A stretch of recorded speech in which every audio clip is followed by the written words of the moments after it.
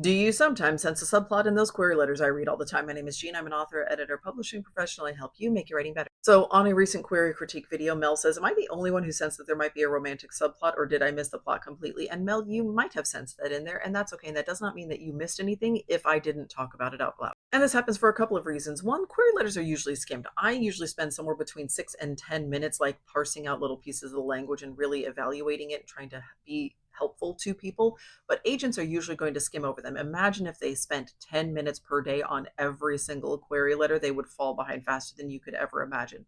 So they're going to skim things, they are not going to read very carefully. And so I will go through and pick out like the pieces that I think are the most important to focus on, but I do not tear apart every single little word and every single little syllable because that is just really not a good use of anybody's time. And second, a good query letter is going to hint at some of these other subplots, but they are not going to state it all explicitly. A query letter is not a synopsis. It is not an accurate summary of the entire novel. It is a blurb that is meant to entice a professional into reading more. That's its only job.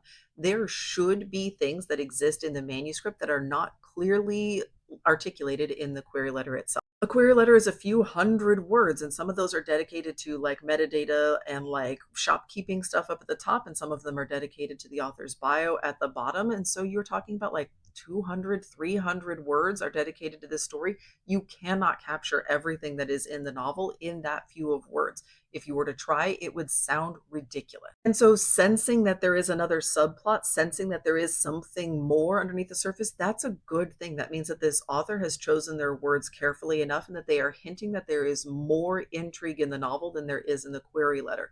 The query letter should always be driving towards the pages, and then the pages should always be dragging someone forward into the novel itself. We do not want to get to the end of the query letter and be like, oh, cool. I have all the information I need now. This should be enticing. It should be setting up stakes. It should be drawing people in and wondering, like, ooh, it seems like maybe there's a romance plot in here. I hope there's a romance plot. I'm going to read more to find out if there is.